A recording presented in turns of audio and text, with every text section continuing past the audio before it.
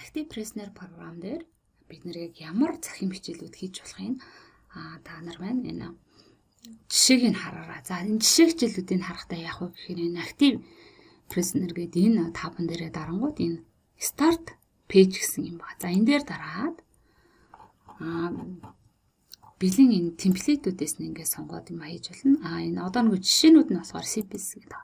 За энэ дээр болохоор энэ ямар зөвлөдүүдийг бид нэр энийг ашиглаад хийх вэ гэдгийг нь харж болно. За одоо энэ Academic боловсрол зориулсан сургалтын видеог нь яаж хийх юм? Энэ жишээг нь бүгдээр орж харъя. За тэгэхээр энэ дээр дарчна гэсэн. Volcano. За start. First of all, let's learn what a volcano is. A volcano is an opening on the surface of a planet. За тэгэхээр энэ сургалтын видеог нь ямар хөө хийдэг юм бэ гэдгийг та бүхэн эндээс жишээ харж араа. За тэгээд сургалтын нөгөө аль бисний боловсрол зориулсан юу болохоор заавал мэдээж дараа нь шалгах асуулт нэтер оруулах шаардлагатай болвол бид нар энэ тест бас ингэж оруулж өгөх боломжтой байна тийм ээ. За энэ харъя.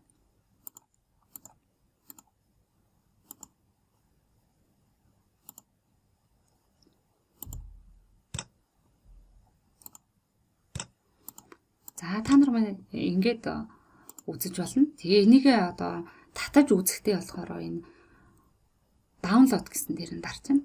Энийг хаах юм бол энэ дээр дарна. За download гэдэг ингээд татъя. За энд хадгалагдана.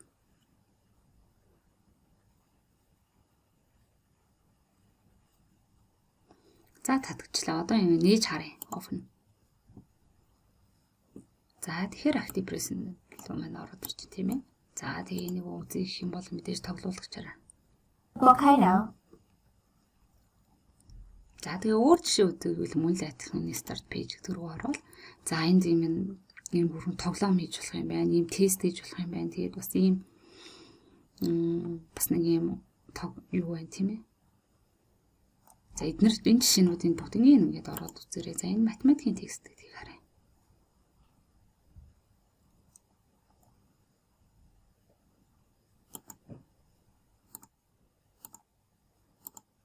За энийг мөн татж авъя гэвэл энэ download гэдэг байна. За та нар маань ингээд үзээрэй. Жишээнүүдийн нэр нь юу хийх боломжтой юм гэдгийг тийм ээ. За тэгэхээр Active Prisoner програм бол ер нь захин хичээл хийхэд зориулагдсан хэрэглэхэд хялбар маш олон одоо төлөвүүдийг өөртөө агуулсан байдаг. Тэгээд энэ програмын хамгийн гол юм нь болохоор за одоо дийлэгс бичдэг програм. Тэгээд видео эдитер хийхэд бол энэ үнгүү байдаг. Үнгүү. Тэгээ янз бүрийн одоо ингээ хөдөлгөөн энэ төргээ презентацийн энэ төр бэлтгэхийн ийм ашиглахад бол ямар нэгэн төлбөргүй одоо байдаг. Бусад одоо энэ тест хийх энэ төлөвүүд нь бол төлбөртэй хөлбөр дээр нь хийдэг. Гэхдээ бид нэр энэ одоо фри хөлбөрийг ашиглаж байгаа ч гэсэн тэрийг нь бол ашиглаж болно. Тэгээ нөгөө хадгална шүү дээ. Тэгээ хадгалахаар нөгөө нэг энэ дээр нэг одоо Active Prisoner гэдэг ийм усан тэмдэглэгээ гэж ярьдаг юм. Та нар ингээл янз бүрийн програм татаал гэхээр энэ дээр нь дандаа ингээл логон тухайн програмын нэр гараад идэв шүү дээ.